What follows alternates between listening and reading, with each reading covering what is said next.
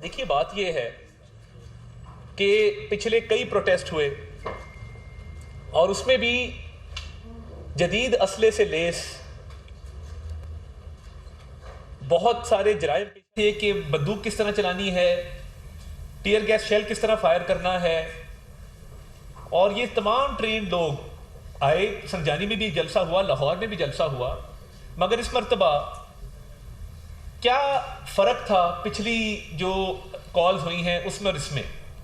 ایک hype create کی گئی، فائنل کال کا ایک نام دیا گیا کہ یہ ڈو اور ڈائی ہے، اس میں سے جو ہے بس ہم آر یا پار ہے، واپس نہیں جائیں گے۔ اور میں ہمیشہ یہ سوال کرتے ہیں کہ کیا وجہ ہے کہ جب بھی کوئی غیر ملکی مملکت کا سربراہ آتا ہے، فورن ڈیلیگیشن آتا ہے، تب ہی کیوں یہ کال دی جاتی ہے؟ ایس سی او میں 12 پرائم منسٹرز آ رہے تھے، تب بھی یہ کال دی گئی۔ 2014 کی ایک روایت آپ کے سامنے ہے، چائنیز پریزیڈنٹ کا وزٹ 7 ماہ ڈیلے ہوا، اور پی ٹی وی پہ جو حملہ کیا گیا، پارلیمنٹ کے جو گیٹ توڑے گئے، اس وقت دیکھیں میں ہمیشہ بات کرتا ہوں، ایس ایس پی عصمت اللہ جنیجو لا انفورسمنٹ آفیسر، اسلام آباد کا ایک اچھا افسر تھا، بڑا نام تھا عصمت اللہ جنیجو کا، ہم سارے جانتے ہیں، بڑی پیار محبت سے، بڑی شفقت سے پیش آنے والا افسر تھا۔ اس پر جو تشدد کیا گیا، جو بہیمانہ تشدد کیا گیا، اس کی کیا وجہ تھی؟ یہ مائنڈ سیٹ تھا کہ ڈنڈے کے زور پہ جو ہے وہ ہم نے ریاست کو جو ہے گھٹنے ٹیکنے پر مجبور کرنا ہے۔ ریاستیں گھٹنے نہیں ٹیکتی ہوتی ہیں، میں اللہ تعالیٰ کے فضل سے میں بالکل کلیئر کرتا ہوں۔ ریاست کا کام کیا ہوتا ہے؟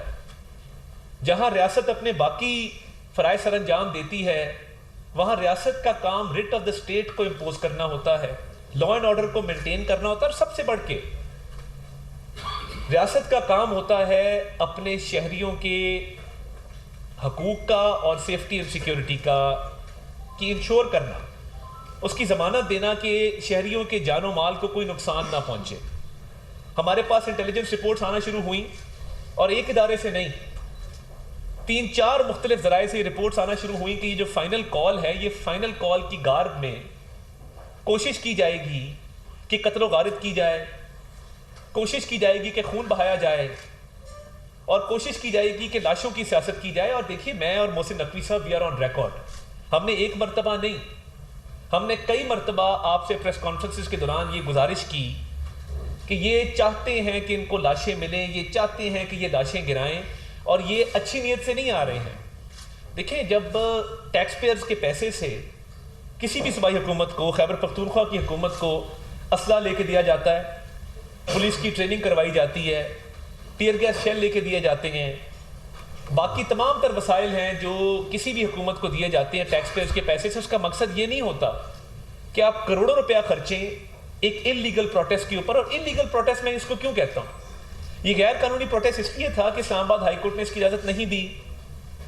اور دیکھیں، 2 مرتبہ، ایک ہم نے آپ کو اجازت لے کے دی کہ آپ بانی چیئرمین کو ملیں اور مل کے کچھ جگہ کا تعین کر لیں۔ 2 مرتبہ آپ کی غیر معمولی ملاقات ہوئی جو معمول کی ملاقات سے ہٹ کے تھی، اور آپ کو سنجانی کا مقام آفر بھی کیا گیا، مگر وہ بشرا بی بی صاحبہ کا خیال یہ تھا کہ ریڈ زون کی طرف جایا جائے، اور بیلاروس کے صدر وہاں پہ تقریباً 200 میٹر کی دوری پر تھے جب یہ پروٹیسٹر چڑھے ہیں کنٹینر کے اوپر ریڈ زون میں۔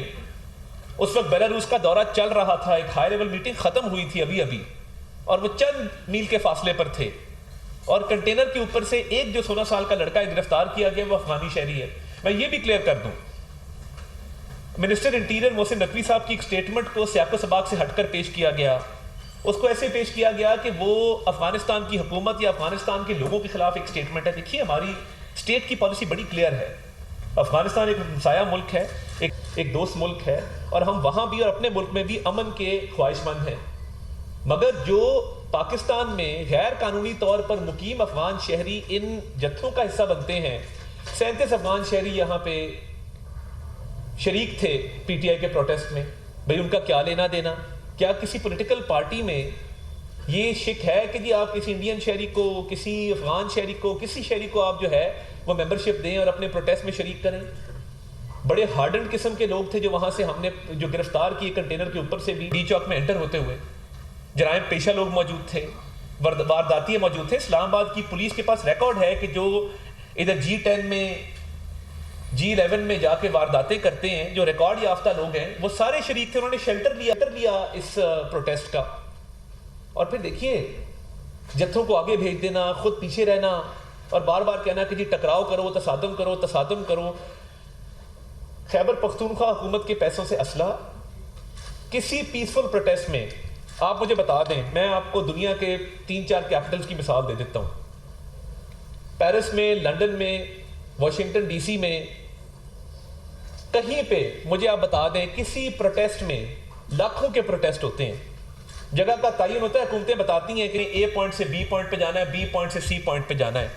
کسی بھی پروٹیسٹ میں مہذب دنیا میں آپ نے کبھی دیکھا ہے AK-47 پکڑی ہو کسی نے اور وہ وہاں سے چھٹ کے چلا جائے، یا لا انفورسمنٹ ایجنسیز جو ہیں وہ اجازت دے دیں کبھی وائٹ ہاؤس کے باہر جا رہے ہو یہ AK-47 لے جاؤ، بہت اچھی بات ہے. کیا یہ کبھی اجازت دی جاتی ہے؟ یا 10 ڈاؤننگ کے باہر پروٹیسٹ ہوتے ہیں، ہماری مخالف سیاسی جماعت بھی کرتی ہے، کیا یہ اجازت دی جا سکتی ہے کہ تم M16 پکڑ کے لے جاؤ وہاں پہ، یا گرینیڈ جیب میں ڈالو، یا ٹیئر گیس کے شیل ساتھ لے جاؤ؟ بڑی اچھی بات ہے، پروٹیسٹ ہے. کسی مہذب معاشرے میں جو مظاہرین ہوتے ہیں وہ ڈنڈوں سے، گلیلوں سے، پتھروں سے، بنٹوں سے، گرینیڈ سے، اسلحے سے لیس نہیں آتے، اور کروڑوں روپیہ جو خیبر پختونخوا حکومت کی خزانے سے تیل پر، باقی چیزوں پر خرچ کیا جاتا ہے، اس کا ذمہ دار کون ہے؟ اس کا نوٹس کس نے لینا ہے؟ اور یہ اسلحہ دیکھیں، یہ کوئی فرضی کہانی تو نہیں ہے. ہم نے 45 جو ہے وہ ان کی بندوقیں باقاعدہ ریکور کی ہیں ان سے، وہ موجود ہیں، موقع پہ موجود ہیں، آپ امیجز دیکھ رہے ہیں. اور دیکھیں کبھی بھی انسٹیگیشن اسٹیٹ کی طرف سے نہیں ہوتی ہے. ایک پولیس کا جوان جو پوری زندگی لگاتا ہے ہماری حفاظت کرنے میں، اس کو صرف صبح آرڈر آتا ہے کہ بھائی تم نے جو ہے فلاں ناکے پہ کھڑے ہو جانا جا کے. وہ نہ سردی دیکھتا ہے، نہ گرمی دیکھتا ہے، نہ بارش دیکھتا ہے، نہ دھوپ دیکھتا ہے، وہ کھڑا ہو جاتا ہے جا کے. اب وہ کھڑا ہے آپ کی میری حفاظت کے لیے، اس کو آپ پتھر مار رہے ہیں. جو کانسٹیبل اسلام آباد پولیس کا ایک پچھلی دفعہ شہید ہوا، ایک اس دفعہ شہید ہوا. آپ نے شروعی کام جو ہے وہ خون خرابے سے کیا، پھر رینجرز کے اوپر گاڑی چڑھا دی ریش ڈرائیونگ کرتے ہوئے، اس مقصد کے ساتھ کہ ایک پیغام کہ ہمارے کسی پہ گاڑی چڑھا دیں گے. اب 3 رینجرز کے اہلکار شہید ہوئے ہیں. کیا وہ پاکستانی شہری نہیں تھے؟ کیا ان کے یتیم بچوں کا حال جو ہے، کسی نے جا کے پوچھا کہ ان کے بچے کس حال کے اندر ہیں، اور ان کے بچوں کا کیا حال ہوگا کہ جب ایک بالکل جو فائنینشیل حالات ہوتے ہیں اس میں وہ کیسے گزارا کریں گے؟ مگر آپ اسلحہ بھی لے کے آئے، آپ گلیلے بھی لے کے آئے. دیکھیے میں ایک اور بات آج آپ کو بتا دوں. مراد سعید جو CM ہاؤس KPK میں روپوش ہے، اچھا نہیں لگتا کہ فیڈرل گورنمنٹ وہاں پہ ریڈ کرے اور کہے جی ہم نے اس کو پکڑنا ہے. مناسب نہیں ہے نا. ایک صوبہ ہے، اس کی ایک حکومت ہے. مراد سعید باقاعدہ نہ صرف شریک تھا اس پروٹیسٹ کے اندر، بلکہ اس کے ساتھ ٹرینڈ جتھے موجود تھے جن کو ٹریننگ دی گئی تھی کہ وہاں پہ لاشیں گرانی ہے اور وہاں پہ فائرنگ کرنی ہے. تو یہ کس طرح کی سیاست ہے؟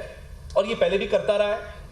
اس نے وہاں پلان بنایا باقاعدہ کہ اس کے ہمراہ وہاں پہ اسلحے سے لیس تربیت یافتہ دہشت گرد موجود تھے. جب آپ اس نیت سے آئیں گے کہ اسلام آباد ہائی کورٹ کہہ رہا ہے جی انلیگل ہے، ہم آپ کو اجازت نہیں دے رہے، ہم آپ کو جگہ بھی آفر کر رہے ہیں، تو ریڈ زون میں جانے کی جو ضد تھی وہ کیا تھی؟ وہ یہی تھی کہ ریاست کی ریٹ کو ختم کر دیا جائے اور خدا نخواستہ اس کو ایک بنانا ریپبلک ڈکلیئر کر دیا جائے، جس کا دل کرے وہ جہاں مرضی پھرے، جو مرضی کرے.